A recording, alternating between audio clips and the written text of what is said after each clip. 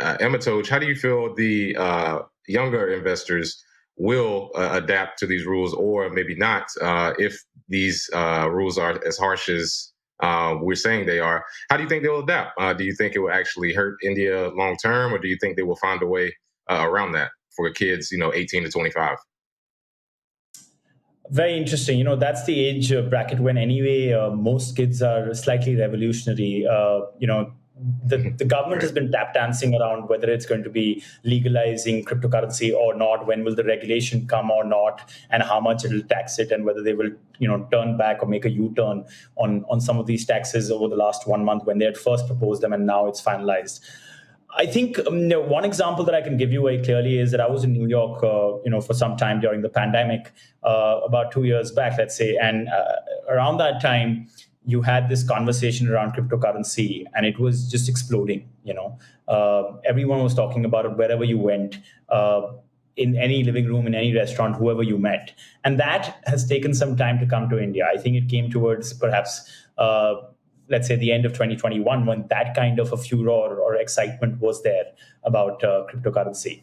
And kids who were getting excited, they were asking this question. Youngsters were saying, what should I do? And one of the questions that I always get as a journalist is, so should I put money? And I'm like, I don't know the markets. I'm more about regulation. So, these are the things that happen.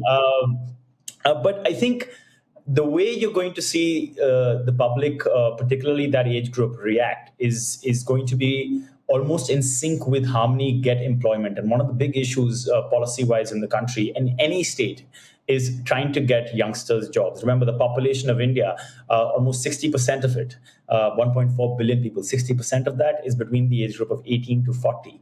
And there's huge mass unemployment, really. Like, there are people just dying for jobs. And, this is an election issue. We had an election just recently of 5 states, and this was one of the, most important topics. So there is the ability of Indians to forget about what the government is doing and what the politics is all about, and just doing what they want to do. Despite this mass confusion, these taxes, they'll get into it just for the fun of it, to learn something, not because they have too much money, but because they don't have a job. So they'd rather try their hand at this. So It's going to be something that we'll be tracking very carefully. We're going to go out to smaller cities, second-tier cities, third-tier cities, and probably just talk to people and understand from them, what are they doing on their phones? Which app are they on? Are they on WazirX? Are they on CoinDesk? What are they doing?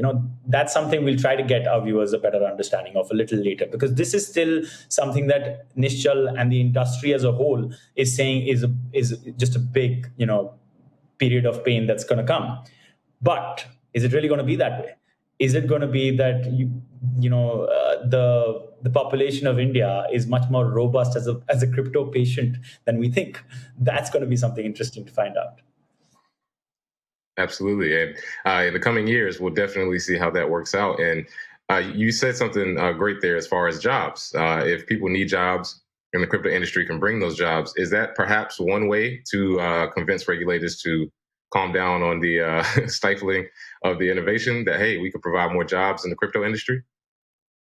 Well, I would like to actually send that over to Nischal, because you see, Nischal's team, the industry as a whole, was in some way or the other, informally, formally, knocking on the door of the Ministry of Finance, who make this regulation, who make these taxes, through the last 1 month. And what they were literally saying was, can you please tone it down? There are people whose jobs depend on this. There are people who invest and make their livelihood, particularly during a pandemic. So I guess the question has to be tossed over to Nischal. So Nischal, what's your answer?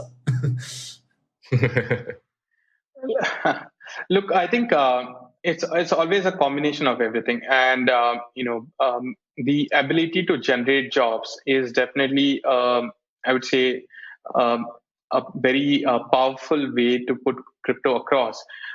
Having said that, we are at the early stages of that job generation, and the crypto industry in India is just beginning to open up and to grow. For example, investments into crypto startups have just begun. Like the last, I would say, 12 to 18 months is where a really large scale investment started. And it takes a period of time for the industry to mature to be able to objectively show that you have, let's say, 10,000 people employed. I don't think there's that kind of numbers right now in the direct employment. Having said that, let's look at the indirect employment, which is where I'm more excited about. Uh, because we have today, over 20, 25 million people in India who are, amongst 25 million people, there are millions of people who earn their living through trading on crypto. There are hundreds and thousands of people who earn a living by being influencers, bloggers, news journalists, and so much more. And not to forget all the individual developers, the ecosystem builders. The problem, we times we don't treat that as a job, but that is a job. Like the people of today, like they don't conform to traditional jobs, right? So many people can just make a living by contributing to crypto, and I think that is being sort of not really looked at in the right way. It's being dismissed probably right now, and that's probably the reason why we are in this stage. Though as an industry, we've always made it a point to convey this to the government and to talk about this. In fact, if you look at on Twitter, for example, the reduce crypto tax hashtag has been trending consistently for a long time, and I hope that the community continues to do this, because while the tax laws will come into effect very soon, uh, there is nothing. I don't think it's going to stay that way. I believe that the government will listen and the government will change it. But as an industry, we have to keep pushing all of the right data points across to the government. So we are doing that. What Amitoj was saying, we are in our informal talks with the government, our formal talks with the government. We are putting across the data, and I think as a community also we are doing a lot of I would say outreach in terms of putting across the right kind of information. And I'll tell you the progress is happening. For example, in the parliament there were discussions, there were members of parliament who were in support of the crypto industry.